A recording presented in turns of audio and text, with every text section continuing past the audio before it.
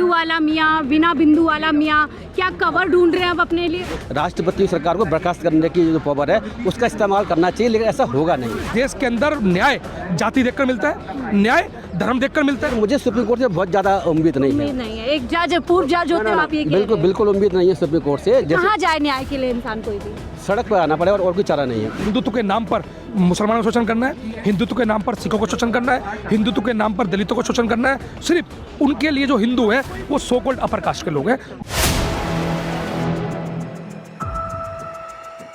असम के सीएम लगातार भड़काऊ नफरती बयान देने पर जारी हैं। उन्होंने जिस तरीके से पिछले दिनों एक विशेष वर्ग को आर्थिक मार देते हुए 4 रुपये 5 रुपये वाला बयान दिया, उसके बाद से एक पोस्टर रिलीज करते हैं जिसमें साफ तौर पर देखा जा रहा है कि एक पर्टिकुलर कम्युनिटी पर वो शूटिंग जैसे निशाना अपना साध रहे हैं। हालांकि वो पोस्टर उन्होंने डिलीट कर दिया, लेकिन बवाल मच चुका है। जो वो करना को लेकर के, इस पूरी हरकत को लेकर के अब उनकी कड़ी जो है कहीं ना कहीं उनकी निंदा हो रही है, कार्यवाही की मांग की जा रही है। अब इस पूरे मुद्दे पर फंसते नजर आ रहे हैं। सुप्रीम कोर्ट मामला पहुंच गया है। बातचीत करते हैं हमारे साथ पूर्व जो है जज हैं संजीव कुमार जी। सर, आप कैसे देख रहे हैं, एक संवैधानिक पद पर एक मुख्यमंत्री है जो लगातार इस तरीके के भड़काऊ बयान दे रहा है और कार्यवाही कोई नहीं हो रही है? देखिए मैडम, ऐसा है कि चीफ मिनिस्टर से बड़ा कोई पद राज्य में तो होता नहीं है, आपको पता ही है ना।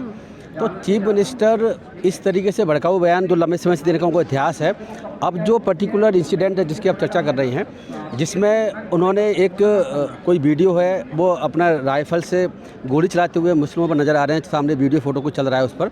तो ये बड़ा निंदनीय है मैडम। मैं तो इसको इस तरीके से कभी सोच ही सकता था कि इस संविधान के रहते हुए, न्यायपालिका के रहते हुए देश में पूरी लोकतांत्रिक व्यवस्था चल रही है और इस तरीके चीफ मिनिस्टर ऐसा कोई एक्ट कर भी सकते हैं, लेकिन ऐसा हो रहा है। और कुछ भी देश में कभी भी ऐसे चीफ मिनिस्टर अगेंस्ट कोई कुछ भी नहीं कर रहा। कर इसीलिए नहीं रहा क्योंकि सरकार तो उन्हीं की है। असम में कौन एफआईआर करेगा? जब बाहर राज्यों का सवाल है, वहाँ भी सरकार बीजेपी की है, वो भी एफआईआर नहीं करेंगे। तीसरी बात क्या है, भारत सरकार में मोदी जी बैठे हुए हैं, वो उन्हीं की पार्टी से है तो कुछ नहीं करेंगे। जहाँ तक न्यायपालिका का सवाल है, न्यायपालिका भी आप देख रही है वो कुछ भी नहीं कर रही है ना। तो ऐसे भड़काऊ भाषण देने वाले सभी जितने बीजेपी के लोग हैं उनके खिलाफ कोई भी कार्रवाई होते हुए आप नहीं देख रही हैं। इसमें जाते आपने कहा कि एफआईआर कराई उन्होंने, मुझे जानकारी नहीं है कि कंप्लेंट फाइल करना अलग बात है, एफआईआर होना दूसरी बात है। इस केस में एफआईआर हुई है, मेरी जानकारी में नहीं है। कंप्लेंट पहले इन्होंने फाइल कर दी है, लेकिन फाइल करने के बाद जब एफआईआर रजिस्टर हो जाती है तब से एफआईआर बोलते हैं, ठीक है ना। मुझे डाउट है कि बीजेपी शासित राज्यों में कहीं भी एफआईआर पे होगी। लेकिन सर, इस बयान के पीछे आप क्या मंशा देख रहे हैं? पहले आर्थिक मार की बात कर रहे हैं और अब इस तरीके से एक ऐसी वीडियो जारी करना जिसमें साफ तौर पर एक हिंसक तौर पर वो नजर आ रहे हैं। देखिए मैडम, ऐसा है, भारतीय जनता पार्टी की सरकार और जो हिंदूवादी संगठन है जो बीजेपी से रिलेटेड है, आरएसएस से रिलेटेड है, वो मुझे ऐसा लगता है कि क्योंकि उत्तर प्रदेश में योगी आदित्यनाथ जी हो गए, असम में ये हो गए और बाकी और राज्यों में बीजेपी सरकार है, वहाँ सारे चीफ मिनिस्टर, बाकी भारत सरकार के मंत्री, ज़्यादातर मोस्ट ऑफ मंत्री वो भड़काऊ भाषण दे रहे हैं। मुझे ऐसा लगता है कि एक मैंने भी कुछ तो पहले वीडियो देखा था, उसमें एक जो क्या नाम प्रकाश राज कोई वो थे, वो है फिल्म डायरेक्टर हैं, उन्होंने बहुत सी फिल्में बनाई हैं बॉलीवुड में। तो उन्होंने ये कहा था कि ऐसा लगता है कि ये जो इस वक्त सरकार है और जो लोग हैं वो मुसलमानों का जेनोसाइड कराना चाहते हैं, वह नरसंहार कराने की इनकी रणनीति में काम कर रहे हैं और ये प्लानिंग कर रहे हैं, ऐसा उनका आरोप था। उनका जो आरोप जो लगाया है वो मुझे लगता है कि ठीक है, क्योंकि ये जो चीज़ें चल रही हैं इस तरीके के किसी मुसलमानों पर चीफ मिनिस्टर द्वारा गोली चलाने का कोशिश करना या चलाना, वो भी सांकेतिक रूप से सही, लेकिन वो भी अपने आप बहुत खतरनाक है और संविधान की भावना के बिल्कुल गलत है। जिस मुख्यमंत्री की ड्यूटी ये थी कि देश में किसी तरीके की अशांति ना हो, कोई भड़काऊ भाषण दिए तो उसके खिलाफ एक्शन लिया जाना चाहिए। यहाँ उल्टा चल रहा है, वो चीफ मिनिस्टर खुद ही ऐसे कामों में इन्वॉल्व है, तो बाकी लोग तो क्या करें, वो खुद भी इस तरह की एक्टिविटी में शामिल हो जाएंगे। लेकिन वो खुद अपना बचाव कर रहे हैं और उनकी पार्टी के लोग भी कि वो जो है जिस तरीके से बांग्लादेशी हैं, जो रोहिंग्या, उनके लिए इस तरीके का बयान। मैडम ऐसा है, अगर संविधान में देखें, कानून में देखें, हमारे संविधान के तहत, कानूनी व्यवस्था के तहत इस तरीके से गोली उनमें भी नहीं मारी जा सकती। देखिए ऐसा है कि कानून इजाजत नहीं देता। ऐसा है, आर्टिकल 21 कॉन्स्टिट्यूशन का जो व्यक्ति को अधिकार देता है, आप ही समझें, दो तरह के हमारे राइट्स हैं, दो तरह के लोग होते हैं, एक तो सिटीजन, एक होता है पर्सन, एक पर्सन। तो संविधान के आर्टिकल बहुत सारे सिटीजन के लिए हैं, लेकिन आर्टिकल 21 जो लाइफ और लिबर्टी की बात करता है वो पर्सन के लिए, चाहे विदेशी हो, चाहे देशी हो, चाहे किसी कंट्री का हो, उसको आप जब तक किसी तरह कोई एक्ट नहीं कर सकते जब तक के संविधान के कानून के द्वारा वो परमिटेड ना हो। गोली चलाना मुख्यमंत्री तो चला भी नहीं सकते, मुख्यमंत्री को गोली चलाने का कोई अधिकार नहीं है। हमारी फोर्सों को राइट है, फोर्स ही तब चला सकती हैं जब किसी संविधान कानून का उल्लंघन कर रहा हो। अपनी आत्मरक्षा में चला सकती हैं, वैसे गोली वो भी नहीं चला सकती। तो ये जो एक्ट है कहना कि भाई वो तो रोहिंग्या यहाँ पर है या बांग्लादेशी पर, उन पर भी नहीं चलाई जा सकती लॉ के अकॉर्डिंगली। तो ये बिंदु वाला मियाँ, बिना बिंदु वाला मियाँ, क्या कवर ढूंढ रहे हैं अब अपने लिए? देखिए मैडम, ऐसा है, बिल्कुल ठीक कह रहे हैं आप, ये कवर ढूंढ रहे हैं, इसमें बात बिल्कुल ठीक है। देखो, बिंदु भैया, बाला भैया, बिना बिंदु इससे कोई मतलब नहीं है। मैं आपको फिर बता रहा हूँ कि भारतीय जनता पार्टी के जितने भी लोग हैं, ज़्यादातर लोग हैं, मैं देख रहा हूँ कि वो हेट स्पीच में लगे हुए हैं, एक तरीके से मुसलमानों के खिलाफ और दलितों के खिलाफ बहुत बड़े पैमाने पर भी लगता है कुछ करने जा रहे हैं। यूजीसी गाइडलाइंस में जो वापस ली गई है वो भी इस तरह का संकेत मिलता है। तो ये जो दलितों के प्रति और मुसलमानों के प्रति और जो है ईसाइयों के प्रति जो हेट फैला रहे हैं, लंबे समय से इनकी जो रणनीति है उस पर काम कर रहे हैं। मुझे ऐसी आशंका है कि आगे एक बहुत बड़ा ये नरसंहार जैसी कोई चीज़ इसमें देश में हो सकती है, इस तरह के लोगों को रोका नहीं गया जाता। एक पूर्व जज के तौर पर आपको क्या लगता है, क्या उन पर उचित कार्यवाही हो सकती है, होनी चाहिए, और क्या वो एक तरीके से जो कॉन्स्टिट्यूशन कर रहे हैं पूरे बिल्कुल मैडम, संविधान के बहुत सारे आर्टिकल्स का उल्लंघन है, हमारे भारतीय न्याय संहिता जो अभी लागू हुई है, दंड संहिता, उसका उल्लंघन है, इसके अलावा मुख्यमंत्री की जो पद शपथ लेते हैं उसका उल्लंघन है, और ये इतना बड़ा उल्लंघन है क्योंकि सबसे बड़ा मुखिया इस बात को उल्लंघन कर रहा है, कोई आम व्यक्ति नहीं कर रहा। तो इसलिए उनकी जो है एक तरीके से जो ग्रेविटी बढ़ जाती है। अगर कोई आम इंसान एमएलए करे तो बात दूसरी है, लेकिन चीफ मिनिस्टर करे, इसका मतलब मैसेज क्या देने की कोशिश हो रही है?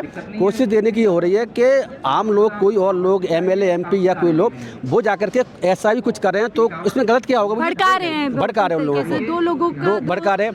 कानूनी या कार्रवाई का सवाल है, मैं आपको बता दूं, इनके खिलाफ एफआईआर होनी चाहिए। ये कंप्लेंट फाइल पर अलग नहीं है, कंप्लेंट फाइल अलग बात होती है। कभी जो चीफ मिनिस्टर और सरकार ऐसा कर रही हो तो संविधान के आर्टिकल 356 के तहत इनकी सरकार को, राष्ट्रपति सरकार को बर्खास्त करने की जो पावर है उसका इस्तेमाल करना चाहिए, लेकिन ऐसा होगा नहीं। अगर आप पूर्व जज के तौर पर अगर इनके मामले को सुनेंगे तो आप क्या फैसला देंगे? मैडम, फर्स्ट डे पर ही मेरा, अगर मैं जज रहा होता है इसमें और सुन रहा होता है इस केस को, तो एफआईआर के ऑर्डर तुरंत होते हैं। इसमें मजिस्ट्रेट को ही पावर दे रखी है, हाई कोर्ट सुप्रीम जज तो बहुत बड़ी पावर हुआ करती है, तो मजिस्ट्रेट ही एफआईआर ऑर्डर कर सकता है। अब इस पर सुप्रीम कोर्ट नीट फाइल हुई है जैसे आपने बताया, तो उसमें सुप्रीम कोर्ट क्या करता है देखने वाली बात है, लेकिन मुझे सुप्रीम कोर्ट से बहुत ज़्यादा उम्मीद नहीं है। एक जज, पूर्व जज होते हो आप, ये बिल्कुल उम्मीद नहीं है सुप्रीम कोर्ट से। कहाँ जाए न्याय के लिए इंसान? कोई भी सड़क पर आना पड़ेगा और कोई चारा नहीं है। देखिए ऐसा मैडम कि सुप्रीम कोर्ट, अगर ये केस आया हुआ, सुप्रीम कोर्ट को मुझे लगता है क्या करना चाहिए, एक तो तुरंत एफआईआर के ऑर्डर, इसमें पहले कोई गुंजाइश नहीं, कोई रियायत नहीं।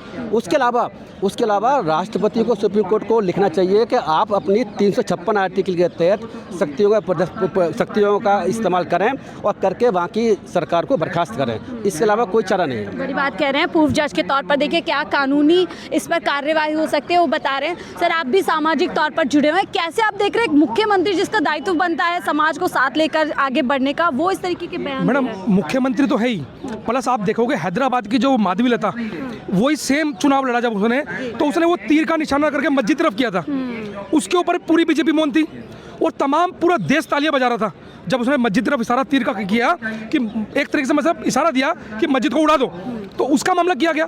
अभी आपने देखा जैसे सुप्रीम कोर्ट है, सुप्रीम कोर्ट तुरंत, अगर इस मामले में मैं समझता हूँ कोई कांग्रेस का कोई अन्य कोई पार्टी का होता तो सुप्रीम कोर्ट सुमोटो लेता, स्वतः संज्ञान लेता, लेकिन अब मामला बीजेपी का है तो सुप्रीम कोर्ट वेट कर रहा है कि कार्रवाई और न्याय भी अब जो देख करके किया जाए। मैं बिल्कुल, इस देश के अंदर न्याय जाति देखकर मिलता है, न्याय धर्म देखकर मिलता है। आज की डेट में आप ये देखिए मैडम, अगर ये मामला मैं समझता हूँ कि अन्य पार्टी का व्यक्ति रहा होता तो सुप्रीम कोर्ट सुमोटो ले चुका होता, स्वतः संज्ञान ले चुका होता, लेकिन सुप्रीम कोर्ट खामोश है, वो वेट कर रहा है कि कौन रिट लगाएगा, कौन पीएल फाइल करेगा, फिर मैं सुनूंगा।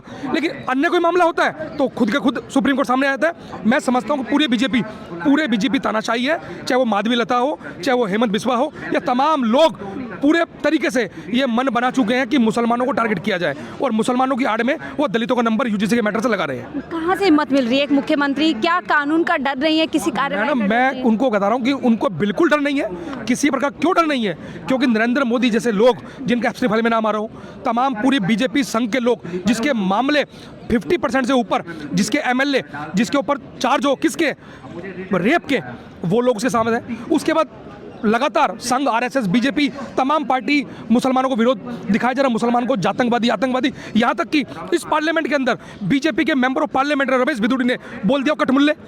तो वो लोग, क्या आपको लगता है कि इस देश के अंदर न्याय प्रक्रिया बची हुई है? मैं समझता हूँ कि पूरी तरीके से सुप्रीम कोर्ट खामोश है, तमाम बीजेपी के तमाम पार्टी के लोग, नरेंद्र मोदी चुप है। ऐसे मामले पर मैं समझता हूँ कि उनको नैतिकता के आधार पर इस्तीफा देना चाहिए था, और नहीं बनता तो नरेंद्र मोदी को उनका इस्तीफा दिलवाना चाहिए था। लेकिन अभी तक हम देखते थे कुछ हिंदू रक्षक लोग जो है इस तरीके का बयान देते थे कि इनका आर्थिक रूप से बॉयकॉट करो, इनसे सामान मत खरीदो, इनकी दुकानों पे मत जाओ, इनसे किसी भी तरीके का कनेक्शन मत रखो। अब एक मुख्यमंत्री कह रहा है कि अगर कोई 5 रुपए मांगे तो 4 रुपए दो। ये बयान क्या कह रहा है? और फिर अपना बचाव कर रहे हैं कि मैं तो रोहिंग्या और बांग्लादेशियों नहीं मैडम, रोहिंग्या बांग्लादेश के बिल्कुल नहीं बोल रहे हैं। रोहिंग्या बांग्लादेशियों की आड़ में मुसलमानों को टारगेट किया जा रहा है इस देश के अंदर।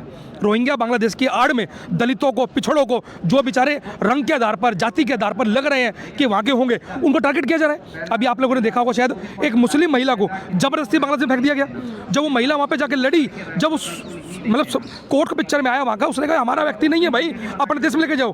तब पूरा मीडिया, जो गोदी मीडिया पूरी तरह खामोश हो चुकी है। तो मैं समझता हूँ कि पूरा मुख्यमंत्री यहाँ पर रह रही हैं, पूरे चाक चौबंद, पूरी सुविधाएं मिली हुई हैं, और बस उनके नाम पर मुसलमानों पर इस तरीके के बयान, इस तरीके वो तो नरेंद्र मोदी बोलते हैं ना कि वो तो मेरी बहन है।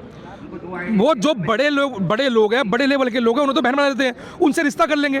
तमाम बीजेपी के लोगों का रोटी बेटी का रिश्ता है मुसलमानों के साथ। लेकिन नीचे के लोगों को, जो हिंदुत्ववादी जो लोग अपने आप को बनते हैं कि हम लोग हिंदू के लोग हैं, उन लोगों को टारगेट दिखाते हैं मुसलमान तुम्हारा दुश्मन है, सामान मत खरीदो, 5 रुपए के 4 रुपए दो, 10 रुपए के 9 रुपए दो। ये क्या है? इस देश के अंदर टारगेट किया जा रहा है। इस देश के अंदर दलितों को, पिछड़ों को, मुसलमानों को चंद लोग, भाजपा सरकार मिलकर और उनका ऊपर सरपरस्ती देकर, चाहे बजरंग दल हो, चाहे विश्व हिंदू परिषद हो, उनको सरपरस्ती मिली हुई है। इस कारण से काम चल रहा है। आपको लगता है अब सुप्रीम कोर्ट से कुछ बड़ा एक्शन उनके खिलाफ? मैडम, मैं इस बात से पूर्ण आश्वस्त हूँ कि सुप्रीम कोर्ट कोई एक्शन नहीं लेगा।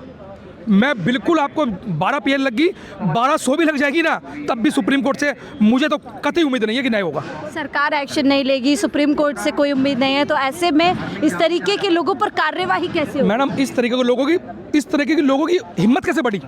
हिम्मत ऐसे तो बढ़ी कि सुप्रीम कोर्ट ने एक्शन नहीं लिया, सरकार ने एक्शन नहीं लिया। उनके जो टटपुंजिया नेता हैं, उनको लगता है कि हमारा बड़ा नेता, भाई मुख्यमंत्री से बड़ा पद तो कोई राज्य का है नहीं। जब मुख्यमंत्री जैसा पद पे रहने वाला व्यक्ति वो इस तरह की भाषा का इस्तेमाल कर रहा है, इस तरह सिग्नल दे रहा है, ग्राउंड पे क्या ग्राउंड पे तो मैडम मैं आपको सच्चाई बताऊं, स्थिति बड़ी भयावह है। दिल्ली देश की राजधानी के अंदर मुसलमानों को बोर्ड टारगेट किया जा रहा है, उनको जाति देखकर, धर्म देखकर। और नाम क्या है? क्योंकि लगभग इस देश के जितने मुसलमान हैं उन सबके नाम हिंदू है। इसमें क्या दिक्कत है किसी को? अगर मैं अपना नाम मुसलमान रख लूं या मैं अपना नाम सिखिज्म में रख लूं तो ये मेरा अधिकार है भाई, संविधान राइट देता है। वो रख रहे हैं हिंदू नाम, तो उनसे पूछा जा रहा है अपना ओरिजिनल नाम रखो। तो आप सोचोगे नीचे की स्थिति कितनी भयावह है। मस्जिदों के पास जो लोग रह रहे हैं, मस्जिदों को लगातार टारगेट बनाया जा रहा है। कभी मस्जिद के अंदर सूर का मीट फेंक दिया जाता है कि ताकि दंगे होते इसके अंदर। तो ये सिर्फ और सिर्फ बीजेपी में नमाज पढ़ने में, एक निजी घर में नमाज पढ़ने पर एफआईआर। अखलाक का मामला देखा होगा आपने, फ्रिज खोल के देख रहे हैं कि आप क्या खा रहे हो। मतलब वो डिसाइड करेंगे कि हम क्या खाएं, क्या पहने। टोपी देखकर वो बोलते हैं ना कि मजहब देख के पीटा जा रहा है, वो नरेंद्र मोदी बोलते हैं। नफरत क्यों है मुसलमान? मैडम, इतनी नफरत इसलिए कि इस देश के अंदर जो बीजेपी संघ आरएसएस है, उनकी सोच है कि हिंदुत्व को लेकर चलना है और हिंदुत्व के नाम पर मुसलमानों को शोषण करना है, हिंदुत्व के नाम पर सिखों को शोषण करना है, हिंदुत्व के नाम पर दलितों को शोषण करना है। सिर्फ उनके लिए जो हिंदू है वो सो कॉल्ड अपर कास्ट के लोग हैं, जो इस देश के अंदर 10% 15% की जनसंख्या है, उसको वो लगे हुए हैं। धन्यवाद। शुक्रिया हमसे बातचीत करने के लिए। तो देखिए, हमने पूर्व जज के साथ बात की, सामाजिक कार्यकर्ता है जो मुद्दों पर जो है मुखर तरीके से बोलते रहते हैं। मामला सुप्रीम कोर्ट पहुंच गया और सवाल यही है कि हिम्मत कहाँ से आ रही है? पहले एक आम लोग बोलते हैं, धर्म के ठेकेदार कुछ लोग बोलते हैं, इस तरीके के बयान देते हैं, और अब खुद मुख्यमंत्री आकर के जो है इस तरीके के बयान दे रहे, इस तरीके की वीडियो रिलीज कर रहे हैं, जो साफ तौर पर दिखाता है कि कितनी ज़्यादा नफरत उनके अंदर भरी हुई है। अब सुप्रीम कोर्ट की तरफ सारी नजरें हैं, क्या कुछ सुप्रीम कोर्ट से इस पूरे मामले पर होता है, उस पर हमारी नज़र भी रहेगी। फिलहाल आप इन लोगों की राय सुन करके, इन लोगों की बात सुन करके आपकी क्या राय ज़रूर साझा कीजिएगा। वीडियो अच्छी लगी तो वीडियो को लाइक शेयर सब्सक्राइब ज़रूर कीजिएगा।